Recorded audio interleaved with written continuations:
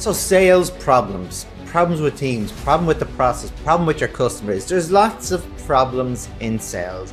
And in fact, myself, my good colleague and friend, Jason Cooper, we did a live on this a few weeks ago, but I just wanted to summarize what were the top 5 sales problems that I see, that I've seen with my customers and what I've experienced myself. Now, this list could be a mile long, but I just wanted to summarize what I believe are very big problems in industry that you can actually work on and make improvements on today, right? So the number one is that salespeople tend to be very independent. They're not very collaborative and they don't share best practice with their colleagues.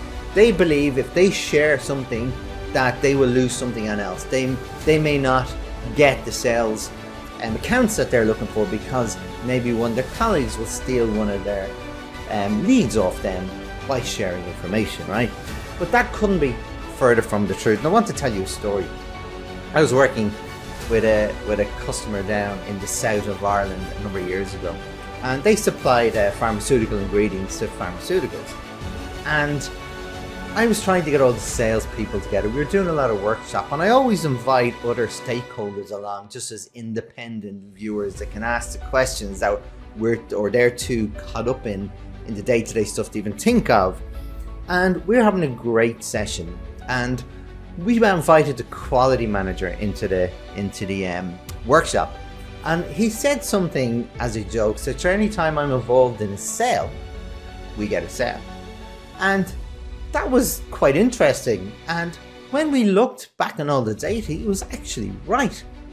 So what we did with the sales process, we were working on building a systematic sales funnel, but we added a step in, right? Now, it's not very often you want to add a step in to the sales process, but we said we'd pilot it, and that's what we did. So here's the thing: when the sales rep would meet a potential client, the goal wasn't to get a sale. It was goal to set a meeting up with the 2 quality managers, theirs and the prospects. And then when they had a good conversation, the sale was actually easier, because then the quality manager would feed back to the prospect, say, look, we had a really good meeting and they're a good company, they have a good quality standards, it could be worth doing some work with them. And once the sales reps saw this, they were the quality manager's best friend, and then they became really collaborative because they saw when they worked together they could get better results, and it made their process easier. Instead of just going for the sale, they were just setting up meetings, and then the close was easier. So that's something that I discovered that was really powerful. When salespeople collaborate, the results can be exponential. So that's something I would recommend to you. Now, the next one I like to talk about is software. These CRM systems, customer relationship management systems. When I started sales, in the infancy of all these systems, customer relationship management was a physical process where you actually met your customers, you build relationships, and you spent 80% of your time talking to customers. Then with the onset of all this software, like automating a lot of stuff, you spend 80% of your time behind the computer. And you got lost in all these features and benefits when you only need probably about 10%. So what I often do is take people off the software and build Excel pilot pages and lead pages and stuff like that to actually build out a set of requirements that what do we need a piece of software to do. And it's usually about 10 to 15% of what the software is being used for up to then. And we work on getting those bits really right, hone in on them, make them really effective, and then we go back to the software and see can it do it. And mostly it can, but sometimes it can't.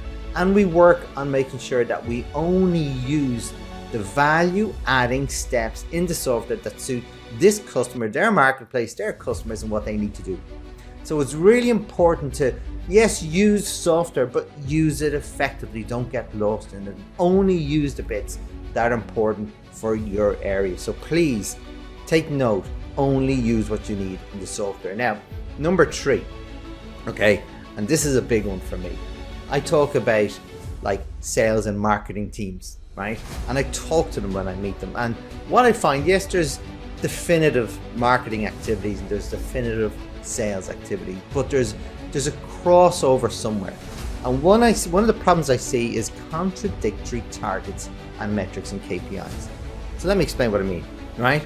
So a marketing metric is usually like generate X amount of leads per month, right? And that's all well and good. But when I talk to the marketing team and I say, what's one of your biggest problems? Inevitably they say, well, we give all the sales teams all these leads and they do nothing with them. And then I go into the sales team and I say, what's some of your biggest problems? And then the sales team will go, we get all these leads that are useless. We can't do anything with them. And that is a big issue because they don't talk. They have contradictory metrics. And then the system is broken and they're wasting a lot of time in sales, bringing leads, all of them cold, and getting very little warm leads that can go down your funnel. And they end up with this bloated funnel, calling people for the sake of it, having meetings for the sake of it, they're not meeting anywhere. So making sure that they're aligned. And this leads me on to number 4, which is defining what that word lead means for their business or your marketplace with your customers and their inherent problems. Now, if you ask me what this defined word lead, I cannot define that for you. Firstly, what it means in my industry is different than what it means in yours. And then when you start getting those marketing and sales teams to work together to make that first definition, then you test it. You work together to see, is that accurate? 90% of the time it's not, or you get a cohort that is and the rest not. Then the whole goal is to really hone in on that cohort to make it more defined. And you iterate that definition all the way through, and it never stops. It never stops. So eventually over the course of 6 to 12 months, you have a really good definition of that lead. Where do they hang out? What are their issues? How can you help them and how you can approach them? What's the message? So many good things can come from when you define this lead. And that's done between sales and marketing. And it's such a powerful step and it never stops. Okay, so number 5. And again, let me tell you a story. I went into a company doing a bit of work and they hired this new sales guy that had amazing results in different sectors, and then he wasn't performing here and they were going to let him go. And I was going, why are you going to let him go? Well, he's not performing. So what did you do to help him set up in this industry? It's a new industry for him. Oh, we didn't. He's a really good salesperson. He came recommended. But he doesn't know, he's cold. You sent him out to the wolves and you didn't train him. You didn't train him your best way of doing sales. Do you have your best way of doing sales for this company and your marketplace? No. Okay, well, first of all, let's build that.